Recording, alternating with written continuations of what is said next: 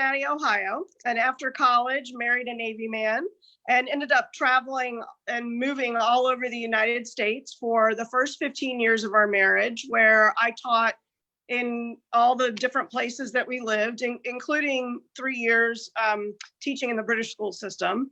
And then when he left the Navy, we moved to North Carolina, where we've settled with our 3 children and are never leaving. So we first lived in Johnston County, where I taught at West Johnston High School for 3 years. And then had the opportunity to leave the classroom and do some consulting in high poverty schools, which I did in some urban settings across the country. And then that actually led to me becoming Governor Pat McCrory's education advisor. And so in 2015, I joined his team. And then following that, I went to work for President a portfolio of K-12 work that sat legislatively with the UNC system. And then WGU North Carolina came knocking at the door and said, we would love for you to lead our North Carolina affiliate. This was it is a nonprofit online university dedicated to helping adults who want to return to college finish a degree. And so our mission is to expand access to higher education for adults who might not have it otherwise. We are, again, 100% online, and I'm very happy to say that our students have enjoyed a fully uninterrupted education experience during this unfortunate crisis that we're in. We have close to 4,000 students in North Carolina and have graduated almost 2,000 students. So it's great work, but there's always that part of me that has my heart in K-12 because I see the issues that so many adults have when they're trying to complete any kind of post-secondary training or degree.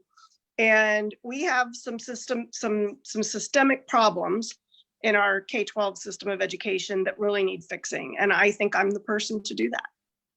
Excellent. Well, I tell you, I think, it's neat to have somebody who's running for this office that has worked in public schools, that has worked in the private sector, who has worked in the governor's office. And obviously what Pat McCrory brought to the table as governor was really a neat interplay between public service and the private sector, and relying on the expertise that we get from the private sector, and not thinking that all government bureaucrats know best. So yeah. What was that experience like, working with Pat and his team, and getting to see the full panoply of all of the education issues, from school choice and private schools and charter schools to working with the teachers in the classroom, as well as administrators, and of course, our world-class university system? Yeah, that you brought up a good point, which is that role of education advisor is not just about K-12. It's pre-K all the way up through what we affectionately refer to as grade 20, and which includes the community colleges as well. So I should start by answering that question with this. Governor McCrory brought in an outsider into that role. So when it was announced that I was joining that role, no one knew who I was. No, people were like, "Who in the world is that?"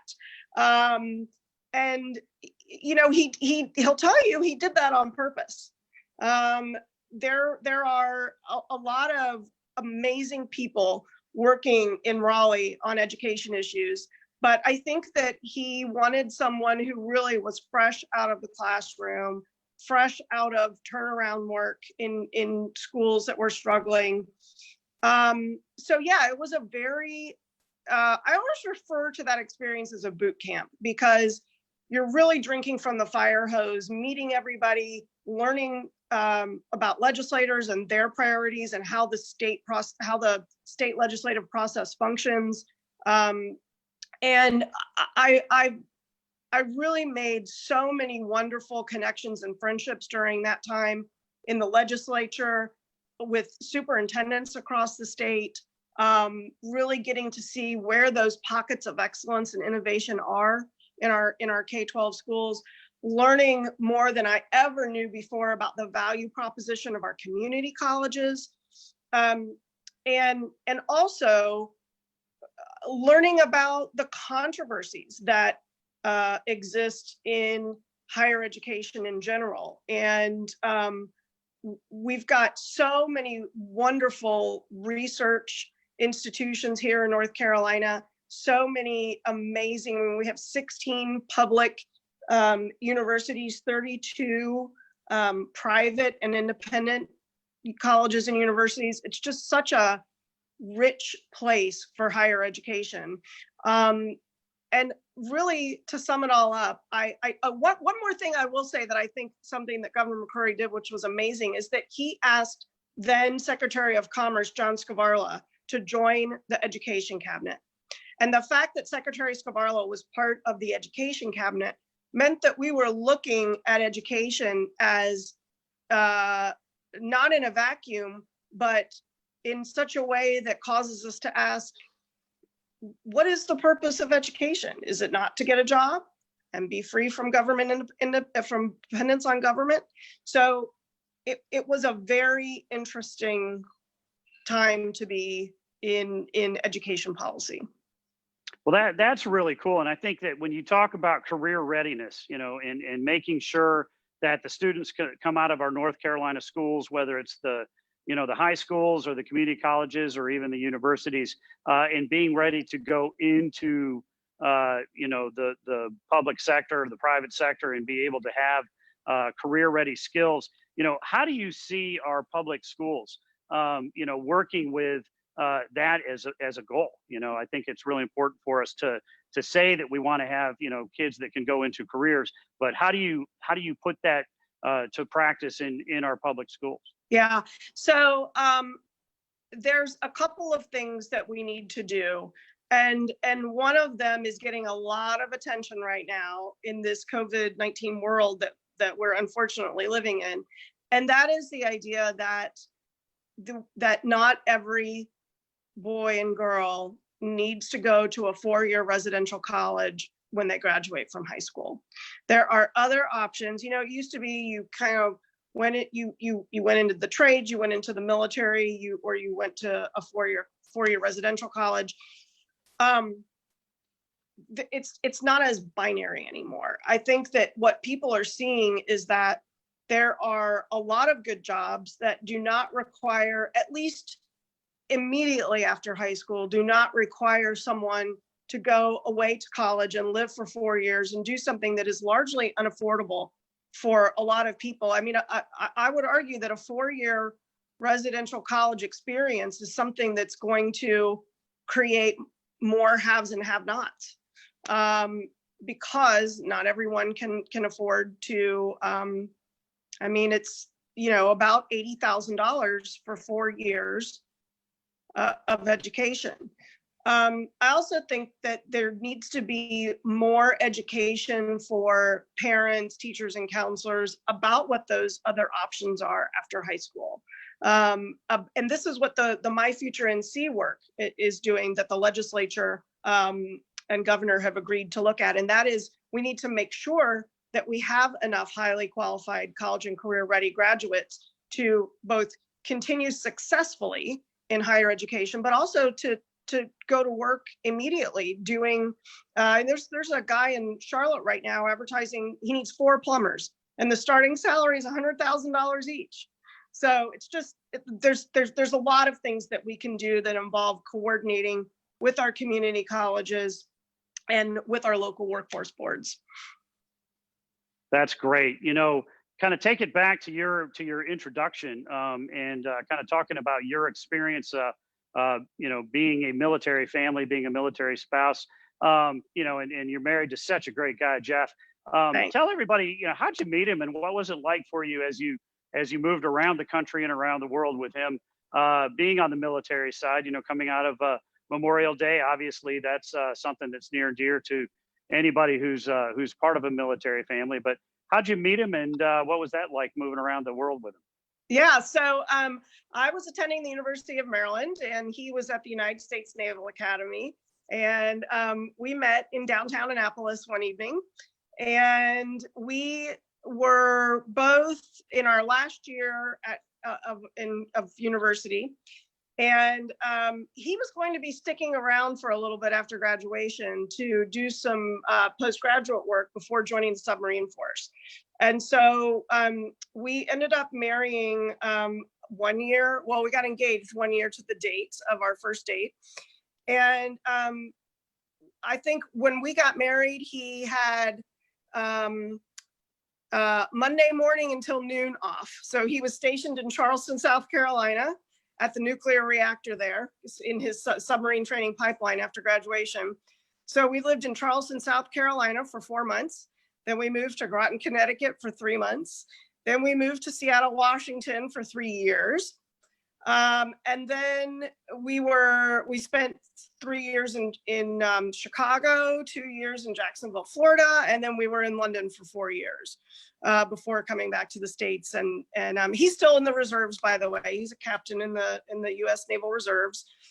And one of our kids was born overseas in London, and I have such. One of the things I love about WGU is that we were actually named the #1 military-friendly university in the U.S. And I do a lot of work with military spouses still, and with veterans in Charlotte and in Raleigh and in the eastern part of the state where the installations are.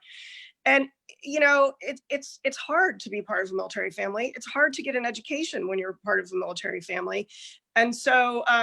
Our legislature has actually done some things to make it easier for military spouses to get certified to teach, which I'm really grateful for personally. So yeah, it's been the Navy was very good to us and still is, but you sometimes you just never know what's going to happen when you're going to be mobilized. And it's possible that my husband could get recalled during this time, and sometimes it's just a wait and see. Well, I tell you, we certainly appreciate his service, and we appreciate your service, as a military bride. And, I think you raise a really good point that, we need to make sure that as we're training people to put them into the military, we're bringing people out of the military, we're working with it, that the education systems as a whole are looking at that. We have such a high proportion of, soldiers and veterans and people who are in the reserves here in North Carolina, and we got to make sure that our systems work for all of them as well. Now, I have to ask the question, since I know you mentioned you were out in Washington for a while. You got a degree out there, as well as being at Maryland, which of course was ACC and is now Big Ten, and you had the Pac-10. So when you cheer for football, what's your conference? So it's a funny story, and then I'll kind of answer your question. So my youngest child is a boy, and he came home in the first grade after we had been living here for a couple of years, and he came home crying one day, and we said, "What's wrong?" And he said, "Nobody in my class likes the same teams that I do." So we root for basketball is totally different, but we are Ohio State Buckeye fans and Navy fans, and in basketball we root for Carolina. All right, very good. So as you look at the Department of Public Instruction and you contemplated this race, I know that you sat down and you took a look at what we have in place right now and kind of what we need in place. What are your priorities if you were to win this race, when you win this race? What are your priorities for the changes that you think we're going to need to make to DPI? Yeah, so first of all, not to get too far into the weeds, but for those of you who may not know, the Department of Public Instruction is the administrative arm of the State Board of Education, which curiously enough, the federal Constitution, the U.S. Constitution, does not provide education as a right, but our state does. And so it is in our state constitution that we have a State Board of Education appointed by the governor, and that we have a state superintendent of public instruction, and that those groups work in concert to carry out the laws of the General Assembly, which is Article 9 of our state constitution. That's the education piece. The first thing that I want to do is to make sure that DPI is running as effectively and efficiently as it can. Because there are some 500 employees there who need to be led. And so that is one of the primary roles of the state superintendent. The next thing is we need someone in this role who has relationships with the legislature, with our education and appropriations chairs, someone who can work across both sides of the aisle and listen to what people prioritize from both parties. And to tell you the truth, regardless of what the media may say, we're actually not that far apart. There are some things that are different. And so oftentimes it's just a matter of we all want the same things and the same goals for education. We just might get there a little bit differently. But we do need someone in this role who can build trust with the legislature and also with the State Board of Education. The third group that really need to have a voice, both with the State Board of Education and the legislature, are our superintendents.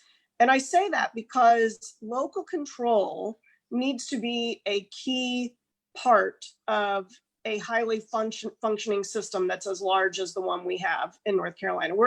We have 115 diverse school districts in this state. We have over 2,600 schools. We have over 1.5 million students, 98,000 teachers. And somehow they need a voice. And so you have to have strong, authentic leadership at the Department of Public Instruction that can work with all of these groups to create what I call a feedback loop so that everyone feels like they have a part.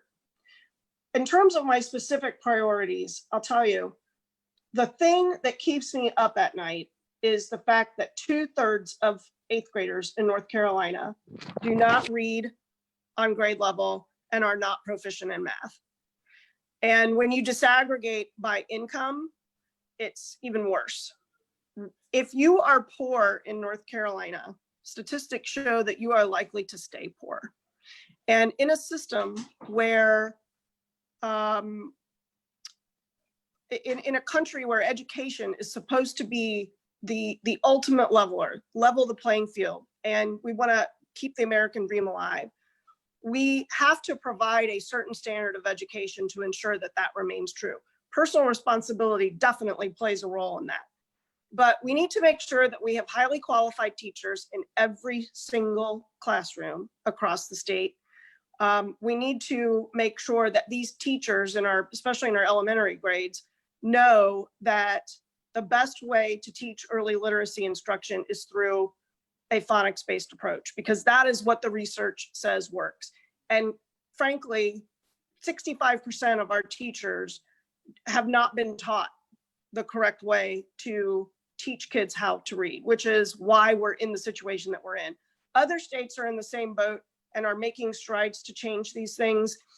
There was some legislation that came out of the Senate this past budget cycle that was not passed because of the impasse between the governor's office and the legislature that would start to get us on the right foot with that literacy piece. But we've got a lot of work to do. Yeah, I think so. And it's interesting. You talk about kind of where there are similarities and where there are divides between, Republicans and Democrats. And, certainly one of those is school choice. And Governor Cooper has really been very anti-school choice. And I think that, your opponent in this race is in that same camp. And yet, overwhelmingly, people across North Carolina support, school choice, and they support creation and running of charter schools, of private schools, homeschooling. That the public education obviously is going to be the biggest part of what we're doing, but it's not the only part. How do you see the relationship of those types of entities along with public education working through the state, and what is the role of this of this role at DPI to be able to work with all those groups? Yeah, certainly. So first I would say that you're absolutely right when you say that by and large, most people support charter schools. 67% of Democrats support charter schools. And the governor's last budget defunded opportunity scholarships, as well as placed a cap on charter schools.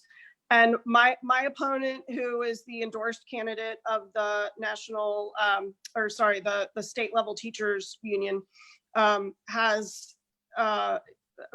is in lockstep with the governor in that respect. So putting a cap on charter schools and defunding opportunity scholarships would be two of the things that she would support. I encourage everyone who's listening to make sure that your friends who may not always vote the same way that you do understand that.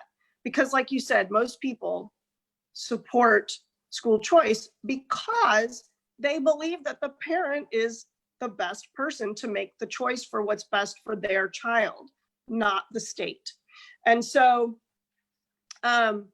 defunding opportunity scholarships, capping charter schools, I would argue is not good policy for North Carolina. The Opportunity Scholarship Program does not sit under the purview of the state superintendent. But what I would say is that, first of all, I would remind everyone that charter schools are public schools. And that's another thing that you can share with your friends, because I think a lot of times advocates make it sound like charter schools are not public schools when in fact they are. But yeah, I think that it's important to not only make sure that charter schools are given a voice, but also to highlight those charter schools that are being innovative and create conditions where it's okay for local superintendents and the local charter school to work in conjunction with one another, to share ideas and best practices and not be threatened by one another. And that's something that I would like to bring to this role. Yeah, and I think, one of the most powerful moments in President Trump's State of the Union was when he announced that he was going to be giving an opportunity scholarship to a young lady who was otherwise not going to be able to get one. And I think that resonated with all of America, especially here in North Carolina, because people want to know that we're doing whatever we can to give a hand up, and that it's not necessarily a one size fits all program for every single family all across the country. So, exactly. Glad to hear that you are in lockstep with the president on that, and yes. What an important way to move forward with it. So, one of the things that we're seeing right now, you mentioned the coronavirus and the fact that we've got kids that are at home. So I have, my kids, I have twin 16-year-old boys and a 13-year-old girl, and they're doing Zoom classes every morning. We're looking at ways right now to be able to finish the school semester, and we're doing it through virtual classes, right? And one of the things that I'm struck by was in the budget, the bipartisan budget bill that was passed by the House and the Senate last year included millions of dollars for remote learning opportunities that the governor then vetoed. So, we're very disappointed that those are the types of resources he vetoed that are not moving into the classrooms right now. But you mentioned, your work at GWU, which is just fascinating, that you guys are a full-on, virtual university. Your students have not missed a beat. What are the lessons that you uniquely, among anybody else who's either ever done this, held this office, or running for this office, can bring to bear during this time right now, where we know we have got to do remote learning? We have to present remote learning opportunities, not just for colleges, but right. For the vocational schools, for high schools, and even elementary and middle schools. Yes, that's a very good question. And I am uniquely positioned to look at what works in online education and what doesn't work. And there are some very specific things that we can do to create the conditions that allow for remote learning to be a more rich learning experience than maybe what it has been since March, because just by virtue of the fact that we weren't ready for it in March. And I would say that one of the lessons we need to learn from this online experience that our K-12 students have shared, and our higher education students as well, is that it does take a lot of preparation. It does take a mindset shift from you can't just replicate what you would normally do in front of the classroom in front of the camera on your laptop. It just doesn't work that way. And there does need to be, we are going to have to invest in training for our teachers in order to make this transition. And quite frankly, this is a transition that we should have made 20 years ago.